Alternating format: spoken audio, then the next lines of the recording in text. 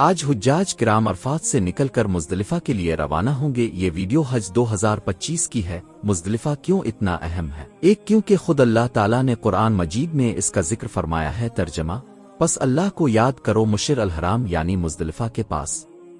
یہ آیت اس مقام کی اہمیت کو ظاہر کرتی ہے۔ 2، حج کا لازمی رکن وقوف مزدلفہ۔ حجاج 9 ذوالحجہ کو عرفات سے مغرب کے بعد مزدلفہ آتے ہیں اور وہاں رات گزارتے ہیں۔ اس قیام کو وقوف مزدلفہ کہا جاتا ہے اور یہ حج کے فرائض میں شامل ہے۔ مزدلفہ میں مغرب اور عشاء کی نمازیں جمع کر کے ایک ہی وقت عشاء کے وقت میں ادا کی جاتی ہیں، جو کہ سنت ہے۔ 4، مزدلفہ میں اللہ کا ذکر کرنا اور دعا مانگنا سنت نبوی ہے۔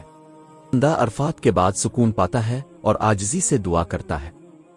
5، یہاں سے شیطان کو مارنے کے لیے کنکریاں چنی جاتی ہیں، جو اگلے دن 10 ذوالحجہ مینا میں رمی جمرات کے لیے استعمال ہوتی ہے۔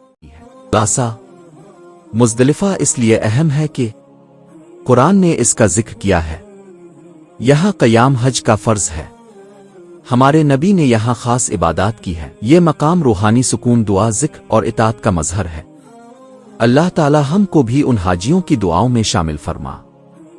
اور اسلامی جانکاری کے لیے اسلام وتھ AI کو فالو کریں۔